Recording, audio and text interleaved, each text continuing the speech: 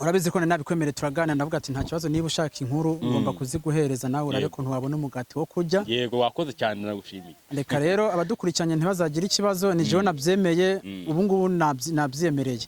Twagenda nta kibazo kuraba ba bantu.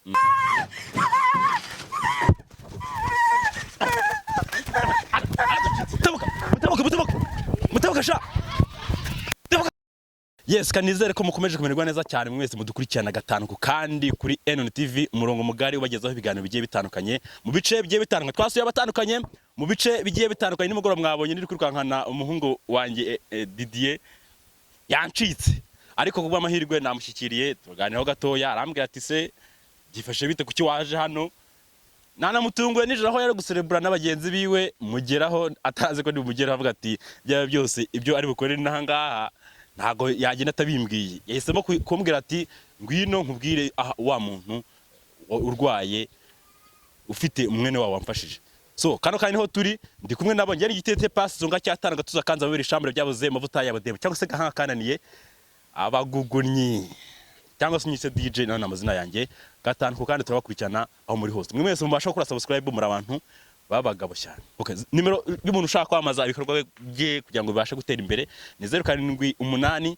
15 13 iyo nimero iri kuri WhatsApp gusa ahandi twahurira. So twagiye Didier ndakugira ngo uze hano ngwino. Ubagezi wanyu ikiri urambaza ikibone imeze neza ayo mbanze suhuza abantu badukurikiranye suhuza rwose ako ninjoro ibintu waraye unkoreye ntago ari byiza kuntungura ndi kumwe ngomba kugutungura aho uri hose oya ntago bari sawa hama urabizi ko nabikwemereye turagana ndavuga ati nta kibazo niba ushaka inkuru ngomba kuziguhereza nawe urabe ko ntiwabona umugati wo kurya. Yego wakoze cyane nagushimiye. Reka rero abadukurikiranye ntibazagira ikibazo ni jewe nabyemeye ubu ngubu nabyemereye. Twagenda nta kibazo kuraba ba bantu aho basanzwe bari wenda tukabagenda tukabatora uko ni umuryango utorohewe kandi ngomba gufasha nkuko nanjye mfashwa n'abandi bantu. Yego ubwo ngubwo kamera yadukurikira tukagenda kubazana. Amaze kingana iki barwaye shaba amaze igihe kirekire mwana amaze igihe kirekire kuko ntago biba byoroshe kuko je nimba umuntu yaramfashije ari mu gihugu runaka akambwira ati nanjye ndafite imiryango ugomba kumfashamwo urumva ko bitaba bigize iki nanjye ngomba kugira iki ngomba kugenda ndabafasha. Rero uwo muntu tugiye kumureba nyine n'ubundi ningaha mu nkambi ntago ari kure kandi niba nshobora no kugira impungenge nkavuga nti se umuganga ugiye kumubahuza nabo kugira ngo shajere naraganiriye na Mukasa turaganira nawe arambwira ngo arafite igicumbi no uko yarambwiye ngo nze kubatwara ku gicumbi cya Mukasa niyo mpamvu twabaye tumuruhije ngahanye hama tumutware ku gicumbi mbese banamuvure barimo barabyirebera abantu uza uko n'uwo muntu avuga ati ko yari yambwiye ati nzabikore kuri video ubwo niba yampaye wenda amafaranga ngo ndashire muganga ngomba kuyamushira kugira ngo ibintu bigire iki bigende neza. Okay tugende singa hafi nyene to nta kibazo tureba ahubwo wakoze cyane ko wantumiye ntago na expecting ko ubuze kumbwira ko bitewe n'ukuntu waje umpishe hagira amakuru avuga nti umuntu warumaze ibintu arwaye ntago yavuga ngo muri kino gihe yakize sawa nta kibazo twatuvuga ngo bite wijyana niyo mpamvu sawa kwituyemwe umufasha ntago wareka kumufasha wewe guma ngahanye ukuntu babyita wewe mfasha itabi wewe mfasha ndamusohora iryo ni itabi mfasha ndamusohora wewe guma ngaha nta kibazo barahinga barama umuntu urwaye rero ntago tuyizana ibintu babyita itabi ry'ikinyarwanda biti igikamba ya kaduteze turebe ese Didi ko mwatinze Tamai hadati ibi ni bikira uramufatira none mana yanjye ubu turamugezayo yewe Tamai hadati arabici amai ibi ni bikira turamugezayo Tamai hadati ubu turamugezayo Nese nkweto ko nazo yambaye bigiye zigiye ariko ntacyo tumbuze azitaye inyuma hari mai hadata to kama jimi hari wowe jimbere hari ibitwa bigenza gutera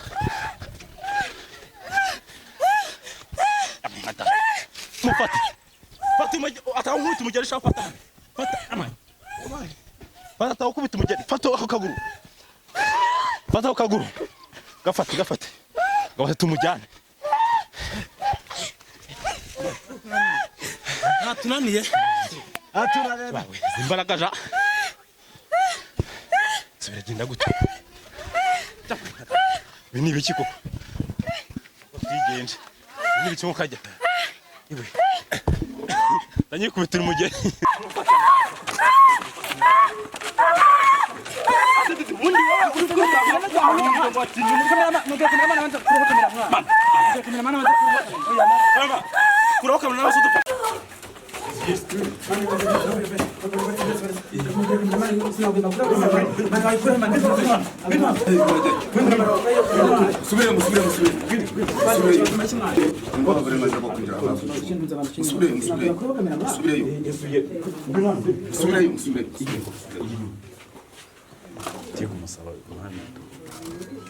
musubire murajya umubyeyi twatuzanye umurwayi ukoresha umuntu y'abahanye murajya nese nukuri twatuje kureba umuntu nde mureba hano tuzanye umurwayi bari baturangiye kwa kino gicumbi hari umuganga bita Mukasa yari atubwiye ko mwa kano karere muri Kirehe mu nkambi n'ubundi ahafitemo igicumbi naho sinzi ko munsi mukakamuheruka kuvugana ryari ngiza telefone ngiza mayinite mperuka kuvugana umusore mugende ndabarahira oya twavuganye uyu munsi batabimenyesheje ntiyabimenyesheje muganga nawe urahangana fasha brete ngiza telefone kamwe yingiye nifitamo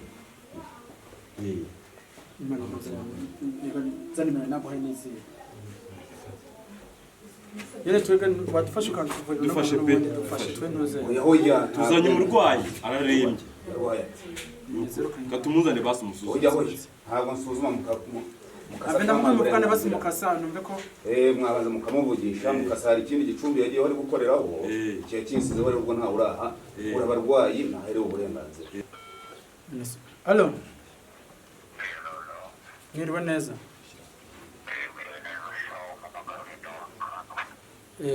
mugani ni Didier mwari yagusabye bwabufasha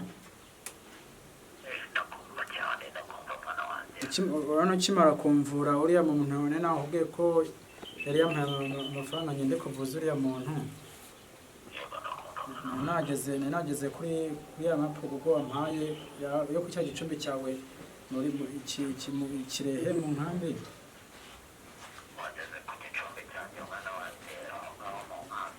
nahageze kandi ntwaye na wa muganga ndikubona wowe nsanze ku gicumbi umuganga aranyirukanye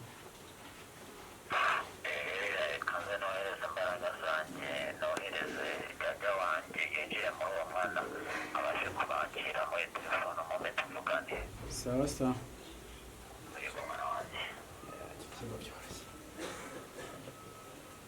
aho Dr. Mukasa bwakeye neza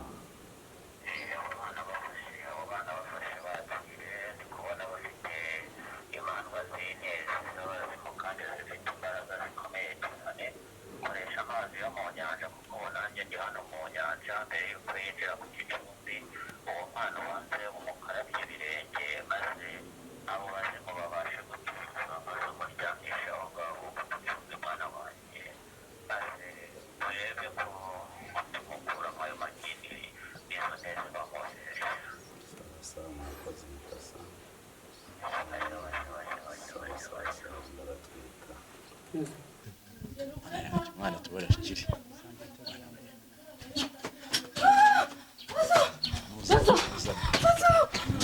Pazo mtoshe viatu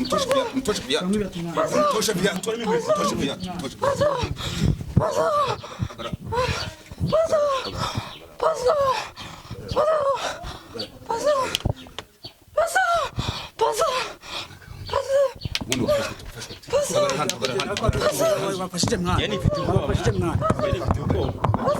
hagaranga mwana wagarike ngaho ubona afite imango zo kwa ba nyirasenge yaterejwe ibintu byinshi cyane giye kuba hagati kabanze kamuhora mworoshye ibi bintu nge namusuzuma neza ni amazi yo mu nyanja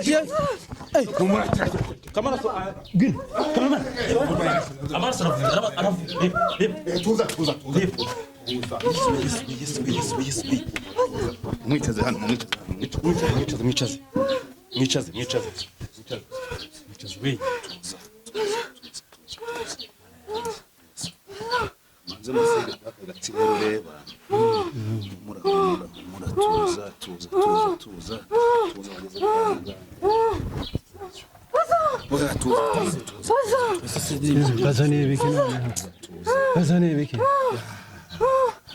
baguterereje ibintu birimo amagini birimo amahembe dore baguterereje waruvuye mu mubiri warukuye mu mubiri rwose imandwa zo kwa banyogosenge baguterereje hari umuntu w'umusore waba waranze hari umusore rero wari urimo bagira nawe urimo baguterereje ibi bintu rero nanjye ndabona birimo birandenga ngo ni pazo ngo wamuterereje kandi yaje mu kumurira tubiri byari ngo mutanga amafaranga rero y'isuzumiro 25,000 n'igiceri cya 50 oya murazane muyakira mwaka kabya mureba kabya nakurambere humura urakirura teremo hariya igiceri cya 50 ntacyo mwakima kuri telefone teramo hariya rero mu by'ukuri ngiye kubafasha ariko nanjye mfituye umuntu wampaye ubushobozi n'imbaraga nta kintu nakora ntabashije kumubaza nawe kubera nanjye ubushobozi ntabwo ndabuhabwa neza ariko banze wabarize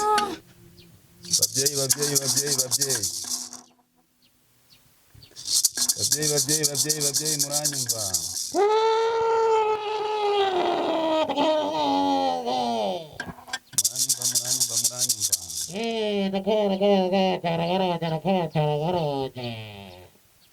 banzaniye umurwayi hano baterereje inyatsi n'ibintu n'imandwa zo kwa ba nyirasenge n'abandi bantu bamutsiritse n'umusore wari urimo umuroga siga umwana w'umukobwa ndi kubona wateje indagiragini akateza icyangiro umwana wanjye n'uwo babyeyi wakorahije amazi yo mu nyanja amazi agahita ahinduka amaraso uwo mwana wamuteje ineza zikomeye cyane yaragiye gufurufura tunguranye ariko turabihagaritse twamushyizeho umurinzi twashyizeho ingabo zimurinda twohereje ajya umurinda ubu ngubu nta kibazo agomba guhura nacyo kandi agiye gukira arahera neza mwana wanjye uranyabasha ugiye gufata uwo muti rero shayitwandikira umuti w'amavuta uri aho ngaho uwo muti uwumusiga mu gahanga ariko mbere ya byose muri abo bantu ndi kubona aho ngaho bamuherekeje uwo muti babanze bawusome kuko baba bagomba gukoresha umuti bakurikije amabwiriza nabahaye nk'abana uranyabasha ukagendera ku mabwiriza ya sogokuru na sogokuruza mugabwirana nk'abana mwe uyu muti rero nawusome igihe uburyo agomba kuwukoresha ariko umusige mu gahanga umukobwa atuze noneho ufate n'uwo muti wundi uzajya uwushyira mu muhora mwana wanjye iyo miti yose uko ari ibiri nibayisome bamenye uburyo murayikoresha nyajya kwa nyajya nayo ayigurwa yo ndetse urikunda irindi nkota ikunda iyindi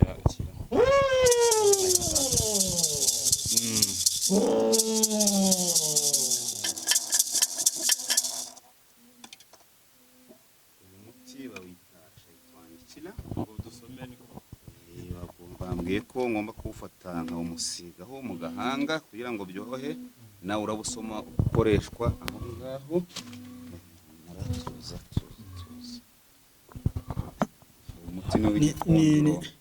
uyu muti ukuntu uza kuwukoresha Edi uyu muti ni ndawugusize ubashe gukira ukundwe ugira amajya n'amaza imbere yawe ntihakabe habe n'inyuma yawe ukundwe n'umusore wawe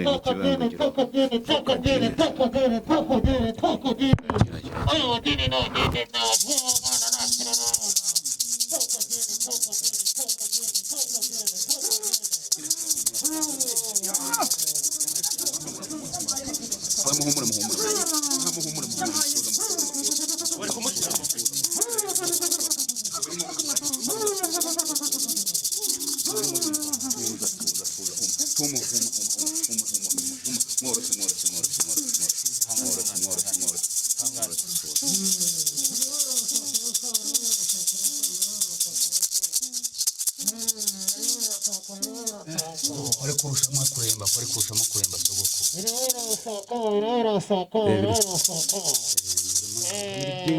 Izo zifite imbaraga nyinshi cyane.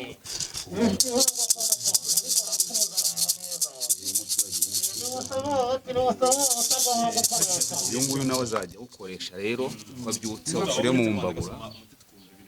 Ni mafuta yanayofukuza majini mbaya mwilini kwa uwezo wa Mwenyezi Mungu, kufukuza majini mabaya majambuni, sehemu za biashara, na kutoa chuma uleto, kutoa nuksi, kufunga vifungo vya majini, kupandisha nyota, kutoa majini mahaba ya uchawi wa utembea mwilini, ndoto mbaya usingizini, kuparikizia na kuna kusababishwa na uchawi wa majini na chawi majini. Kwa uwezo wa Allah atafanikiwa. Zarangiye. Uyu naho rero ko azajya abyuka mu gitondo azajya awufata tunyangirize ku mbabura yawucane yukuraho imyuka mibi.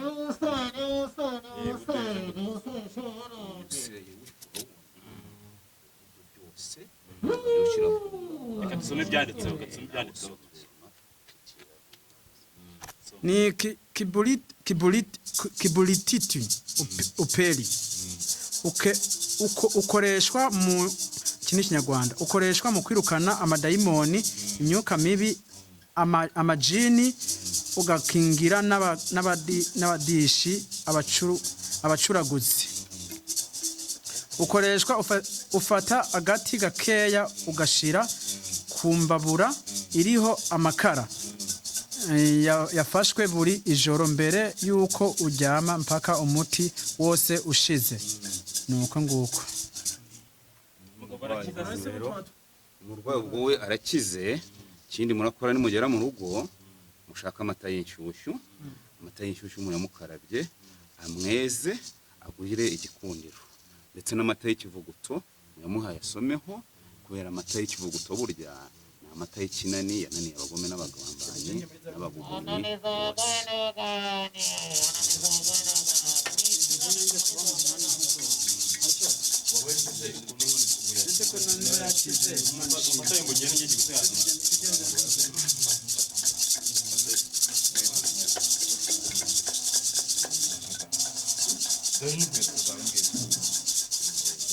Ande bagize ubwoba banze kwinjira.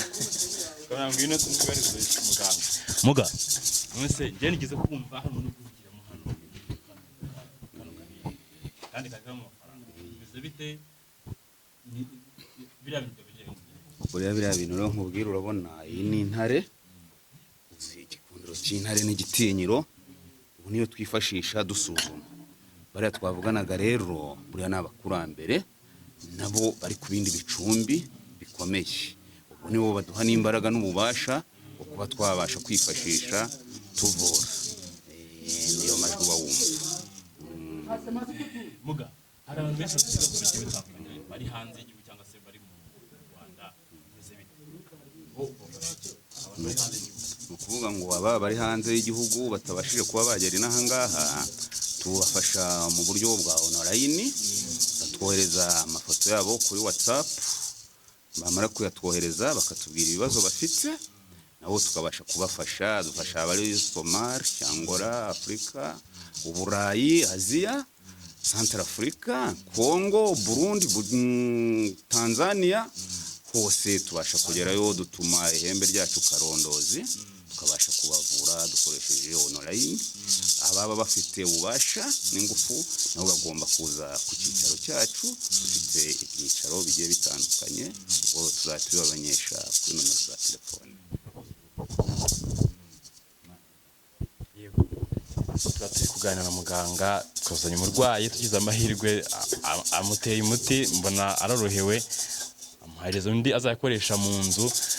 dusoza ku kiganiro cyacu mwe mwese aho muherere hose mu bice bigiye bitandukanye, abari mu majyepfo no mu majyaruguru burasirazuba ndetse n'uburengera bwaryo, ndetse n'abari mu mujyi wa Kigali n'abari hanze y'igihugu, mwese ubasha kumva ururimi rw'ikinyarwanda, ushobora kuba ufite ikibazo gikomeye bigiye bitandukanye, wamugana akagufasha. Nimero ze ngira ngo tuza kuzishyira ku kiganiro kugira ngo muzibone, mwebwe mubabaye mugire icyo muri make mugire icyo mukira cyagiteje impagarara mu buzima bwanyu. Imana ikomeze kubarinda. Yari Giti nk'ibisanzwe. Ciao ciao.